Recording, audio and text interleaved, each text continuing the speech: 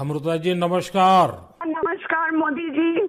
आपका बहुत आभारी हूँ। आप मुझे चांस दिए हैं लोगों की सेवा करने के लिए। हम 100% कोशिश करेंगे। आपका चुनाव अभियान कैसा चल रहा है?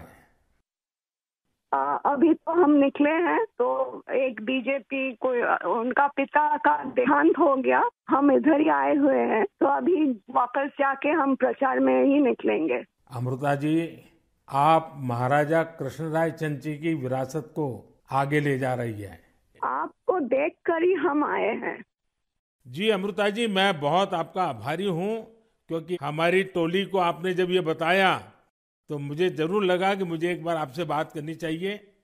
अमृता जी, बंगाल के अन्य इलाकों की तरह हाँ जी। कृष्णा नगर में भी बीजेपी को बहुत उम्मीद के नजर से देखा जाता है।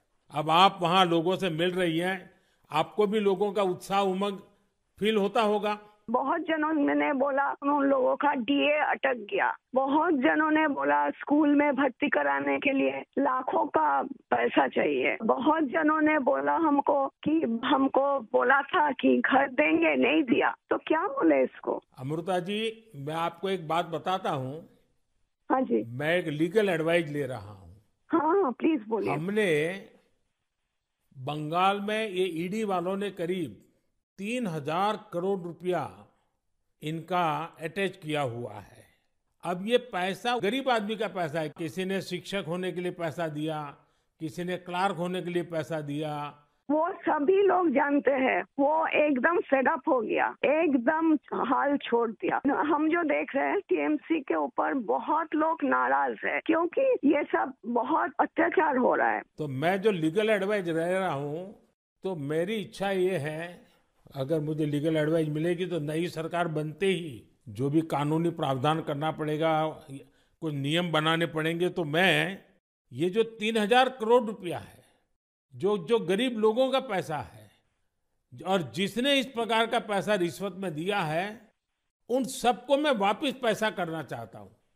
तो आप पब्लिक में जरूर बताइए कि मोदी जी से मेरी फोन पर बात हुई है और उन्होंने कहा है कि बंगाल के लोग विश्वास करें कि जो 3,000 करोड़ रुपया ईडी ने अटैच किया हुआ है, वो 3,000 करोड़ रुपया गरीबों का पैसा है बंगाल के, और वो उनको वापस देने के लिए कोई न कोई रास्ता मैं खोजूंगा। ये जरूर बताइए आप लोगों को। हम बोलेंगे। अमृता जी, पूरे बंगाल में बड़ी संख्या में लोग बीजेपी के साथ आ रहे हैं।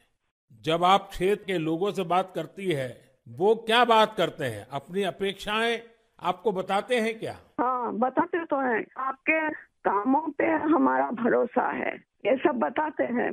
और हम पूछते हैं कि महुआ मैत्रो का क्या होगा। बोलो उसको तो जेल ही जाना है।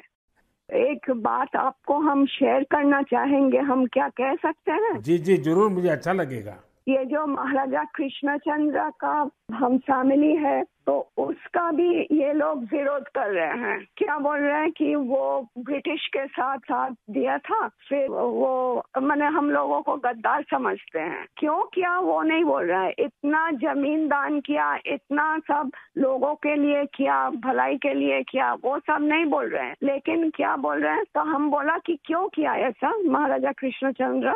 अगर नहीं करते तो हमारा सनातन धर्म तो पूरा खत्म हो जाता है कि नहीं। तो वो बात है क्योंकि तब का वो जो नवाब थे सिराजुद्दौला, तो वो तो बहुत अत्याचारी भ्रष्टाचारी थे। तो उसीलिए उन्होंने तो अकेला नहीं किया, बहुत सारे राजाओं के मिलन हुआ, उसके बाद सभी ने किया।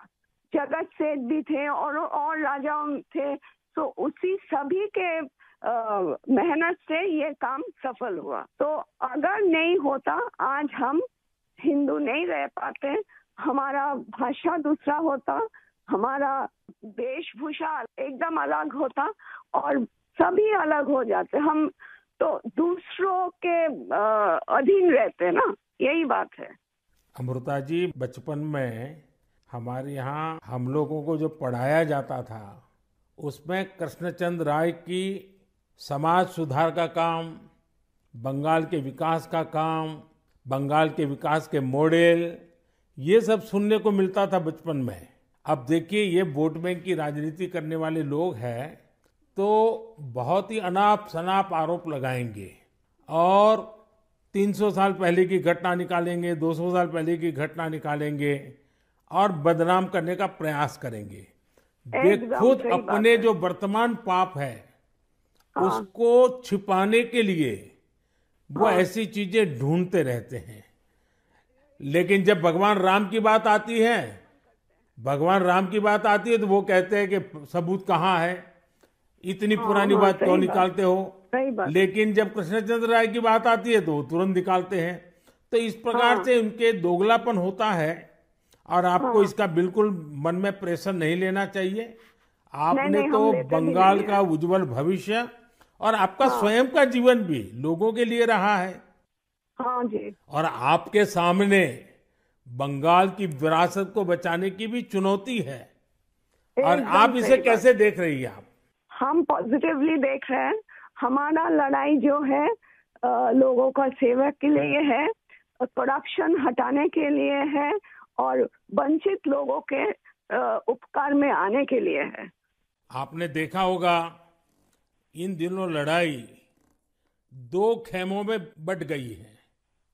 एकदम एक हमारा खेमा है जो इस देश से भ्रष्टाचार को मिटाने के लिए कदम उठा रहा है और दूसरा हमारे सामने वाला खेमा है वो भ्रष्टाचारियों को बचाने के लिए इकट्ठे होना, एक दूसरे को बचाने के लिए लड़ाई लड़ना, आरोप करना और जिन्होंने पहले खुद ने आरोप किए थे वो भी उनको बचाने में लग गए हैं। यानी उनके लिए देश उनकी प्राथमिकता नहीं है, सत्ता ही उनकी प्राथमिकता है। और इसलिए चुनाव में हमने भ्रष्टाचार मुक्त भारत बनाने के लिए लड़ना ही लड़ना है क्योंकि हमारे देश के युवाओं का भविष्य उज्जवल बने, इसलिए भ्रष्टाचार से मुक्त देश होना ही चाहिए। अच्छा लोग बोलते हैं।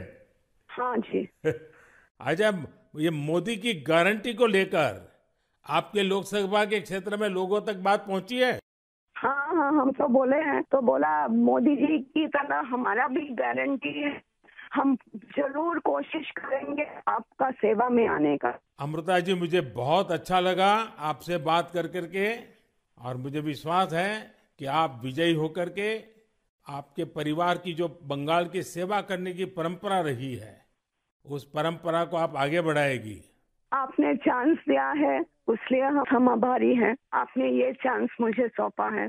बस आप जीत करके आइए, हम मिलकर के बंगाल के लोगों की बहुत सेवा करेंगे और आप भी जीतने के बाद पहले 100 दिन में कृष्णनगर में क्या करना है उसका पूरा काम निकाल के रखिए। मैं पूरी तरह आपके साथ खड़ा रहूंगा और उसमें से जो भी काम भारत सरकार को करने होंगे वो तुरंत कराने का हम प्रयास करेंगे। आपका आशीर्वाद मुझे चाहिए बस।